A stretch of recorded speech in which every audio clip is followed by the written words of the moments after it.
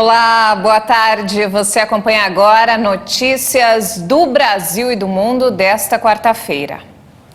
E a Rússia e a Ucrânia concordaram nesta quarta com um cessar-fogo de um dia para abrir uma série de corredores de evacuação para permitir que os civis escapem dos combates. A vice-primeira-ministra ucraniana informou que Moscou prometeu respeitar a trégua das 9 da manhã às 9 da noite em 6 áreas que foram fortemente atingidas pelo combate. Ela lembrou que ontem o cessar-fogo foi desrespeitado em Mariupol, no sudeste da Ucrânia. Hoje não há registros de bombardeios por lá. Cerca de 200 mil pessoas, quase metade da população local, quer deixar a cidade que está cercada pelos russos. Os moradores estão há mais de uma semana sem água, sem energia e sem aquecimento em pleno inverno. Entre os corredores abertos hoje está o de Kiev, que vem recebendo milhares de moradores da cidade de Irpin, uma cidade muito castigada pela guerra. Os russos continuam atacando prédios residenciais e provocando mortes da população civil. Na madrugada de ontem, em Sumi, horas antes do cessar-fogo, um ataque contra um prédio matou 22 pessoas, entre elas 2 crianças. E seguindo várias multinacionais que decidiram se distanciar de Moscou após a invasão russa da Ucrânia, a americana McDonald's anunciou a decisão de fechar seus restaurantes na Rússia. A cadeia de lanchonetes fez o anúncio lamentando o impacto na vida dos 62 mil funcionários das 850 lanchonetes do país. O McDonald's se torna assim mais um na lista de multinacionais dos Estados Unidos a suspender atividades temporariamente na Rússia, ao lado de empresas como Apple e Levi's. Apesar da paralisação, a rede de lanchonetes vai continuar remunerando seus funcionários no país. Quem também decidiu fechar suas lojas na Rússia foi a gigante global de cosméticos L'Oréal, mas sua fábrica perto de Moscou continuará produzindo. A instalação, inaugurada em 2010 na região de Kaluga, produz shampoos e tintas para cabelo, além de produtos de higiene e para bebês. O grupo indica ainda que suspendeu todos os investimentos industriais e publicitários. As gigantes do luxo LVMH, Kering, Hermès e Chanel também anunciaram o fechamento temporário de suas lojas na Rússia. E olha só, a Venezuela libertou 2 americanos da alta cúpula do petróleo no país. Homens foram soltos em meio à reaproximação entre os países pela exportação do produto. A informação foi divulgada por fontes próximas ao caso poucos dias depois de uma reunião surpreendente entre altos funcionários do governo de Joe Biden e o presidente Nicolás Maduro em Caracas. O advogado Jesus Loreto confirmou que Gustavo Cardenas, que era vice-presidente de Relações Estratégicas do Citgo, filial da estatal PDVSA nos Estados Unidos, foi libertado.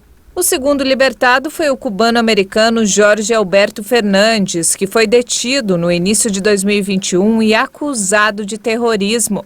Conhecidos como Citgo 6, 6 executivos do Citgo, 5 norte-americanos e um residente permanente foram detidos na Venezuela em 2017.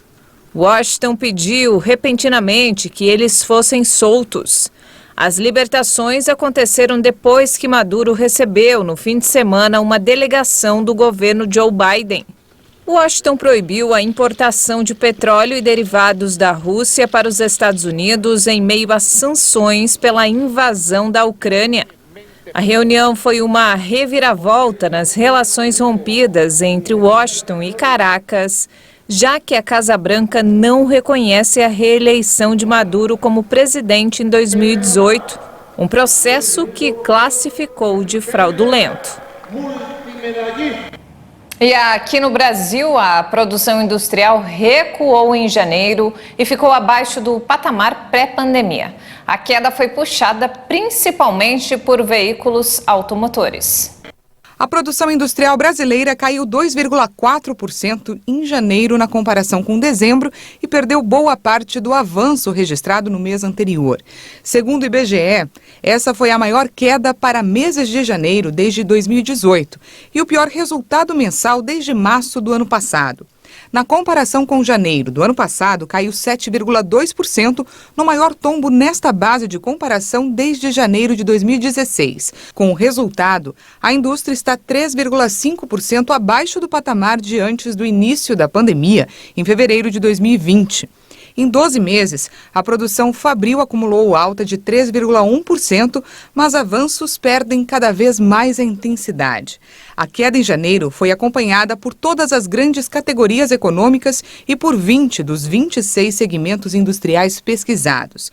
O destaque negativo foi o grupo de veículos automotores, reboques e carrocerias, que recuou 17,4% de dezembro a janeiro, depois de crescer 18,2% nos dois últimos meses de 2021. Esse segmento foi seguido por indústrias extrativas, que havia registrado alta na produção no acumulado de novembro e dezembro. E falando sobre coronavírus, o governo de São Paulo anunciou o fim da obrigatoriedade de máscaras ao ar livre. Em locais fechados, no transporte público e dentro de escolas, o uso segue obrigatório. O uso das máscaras foi instituído pelo governo paulista em ambientes fechados e abertos em maio de 2020. Estudos mostraram que a chance de transmissão da doença é menor em ambientes ao ar livre, enquanto é mais alta em locais fechados e sem ventilação, mesmo quando há distanciamento social. Mas o fim da obrigação do acessório de proteção em ambientes abertos tem dividido especialistas.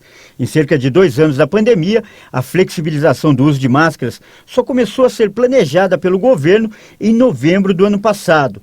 Com os indicadores da pandemia em baixa e o alto índice de vacinação no estado, o governo chegou a anunciar a flexibilização, mas freou a decisão depois da descoberta da variante Ômicron, muito mais transmissível.